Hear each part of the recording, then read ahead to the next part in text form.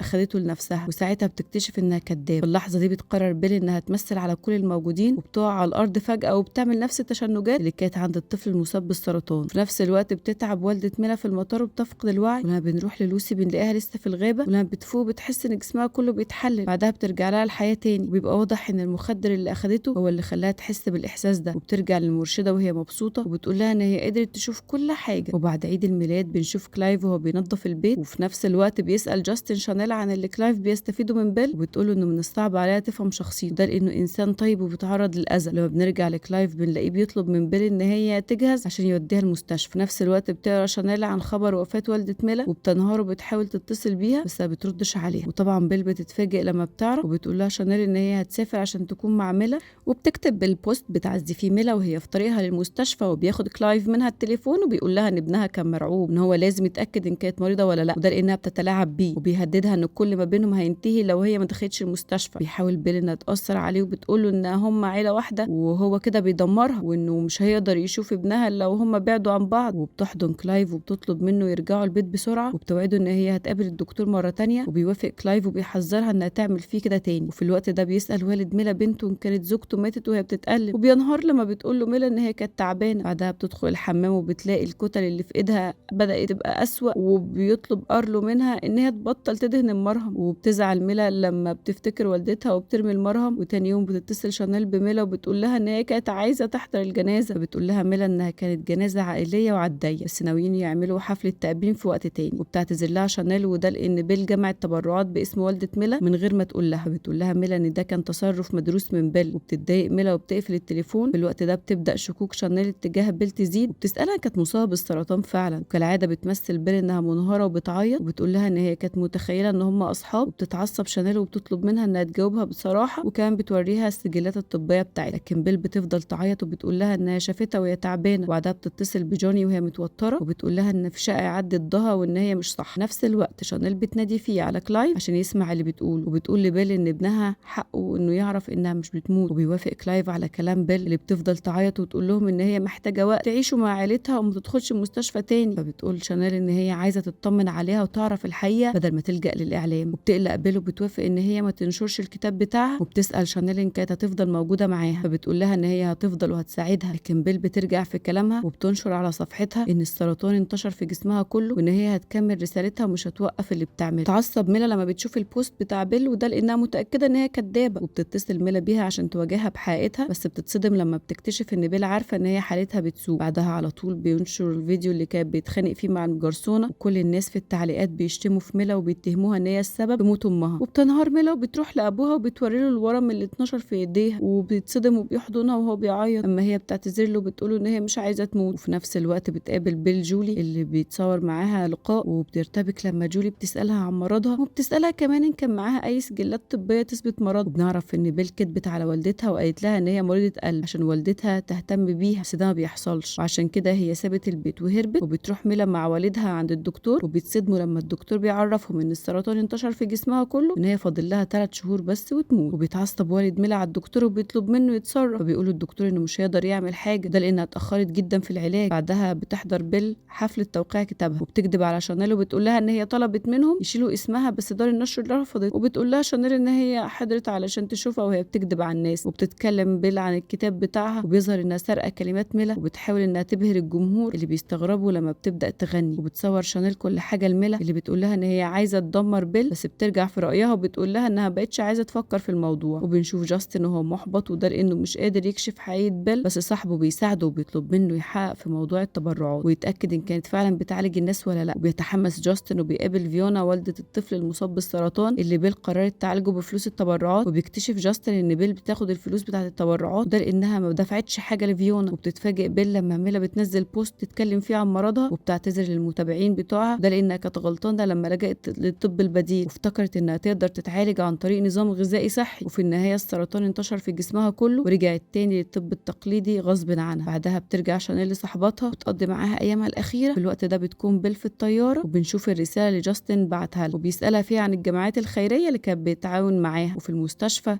اللي كان بيتعالج فيها، وعن سجلاتها الطبيه. وبتنهار بيل وبتصرخ. بعدها بنشوف بيل وهي في جنازه ميلا وبتحاول انها تتصل بكلايف، بس ما بيردش عليها، وده لانه بيلعب مع ابنها. وبتدخل بيل الكنيسه وبتسمع ارلو وهو بيتكلم عن ميلا، وبيبقى حزين جدا. وبتستغرب شانيل لما بتشوف ميلا في الجنازه، وفي الوقت ده بتفتكر بيل كل مشاكلها، وبتنهار وبتعيط بصوت عالي، وكل الموجودين بيبصوا عليها. وبعدها بتتعرف على واحده من الموجودين عشان تروح معاها العزاء. وفي الوقت ده بيكون جاستن في الجريده، وبتساله المديره بتاعته عن التحقيق اللي بيعمله عن بيل، وبيعرفها انه لسه عايز يقابل كلايف علشان ياخد معلومات منه. لكن جاستن بيتضايق لما زميلته بتقول عليه انه متكبر، وبيسيب جاستن الاجتماع وبيمشي. بعدها بيقرر يكلم والدة كلايف علشان يسألها عن بيل، لكن والدة كلايف ما بتتكلمش معاه وبتقفل التليفون. وبتروح لبيل اللي بتبقى في بيت ميلا، وهناك بتشوف شانيل اللي بتسألها عن السبب اللي خلاها تحضر العزاء، وده لان ميلا كانت بتكرهها. وبتتجاهلها بيل وبتخرج عشان تشتري تلج. وفي الطريق بتتصل بيها فيونا والدة الطفل اللي عنده سرطان، لكن بيل ما بتردش عليها في الاول، وفي الاخر بتضطر ان هي ترد عليها. وبتعرفها فيونا ان الدكتور حدد ميعاد العمليه، وبتسالها عن فلوس التبرعات. وبتستغرب بيل لما بتعرف سعر العمليه، وبتقول لها انه غالي جدا. بعدها بتتحجج ان الحساب بتاعها فيه مشكله، وبتقول لها فيونا ان الفلوس مفروض تكون في حسابها، وده لان الفلوس اتجمعت عشان عمليه ابنها. وبتفهم بيل ان فيونا هي اللي اتكلمت مع الصحفيين، لكن فيونا بتنكر وبتقول لها ان هي ما اتكلمتش مع حد. وبتقفل بيل في الكلام وبتقول لها ان هي هترجع تكلمها تاني، لكن ما بتعملش كده، وبتعمل حظر لفيونا عشان ما تكلمهاش مره تانية. وبتنهار بيل لما بتتخيل جثه ميلا وسط التلج، وبتفضل تصرخ. في نفس الوقت بيتصل كلايف بجاستن وبيحذره انه يتكلم مع اهله تاني، وبيطلب جاستن منه يتقابلوا علشان يتكلموا عن بيل، وبيعرفوا انه مشترك معاها في اللي هي عملته. وبيرتبك كلايف وبيفكر انه يقابل جاستن، بس بيتراجع وبيطلب منه انه ما يتكلمش مع اهله تاني، وبيقفل التليفون. وبترجع بيل لبيت ميلا وبتشوف والدها وهو واقف لوحده وبيبقى حزين. وساعتها بتظهر القطه بتاعت ميلا وبتمسكها بيل وبتلعب معاها، لكن والد ميلا بيحذرها وبيقول لها ان القطه عندها جرب. وبتسيبها بيل وبتدخل اوضه ميلا، وبتتاثر لما بتشوف الميداليات بتاعتها، وبتفتش في هدومها. وفي الوقت ده بيدخل ارلو الاوضه وبيعيط، وبتحاول بيل انها تتكلم معاه وبتواسيه، لكن ارلو بيعترف لها وبيقول لها ان هي كدابه وانها ما كانتش صديقه حقيقيه لميلا. بتتصدم بيل لما بيقول لها ان ميلا كانت بتكرهها، وبعدها بيطردها من الاوضه. وبتنهار بيل وبتفضل تعيط.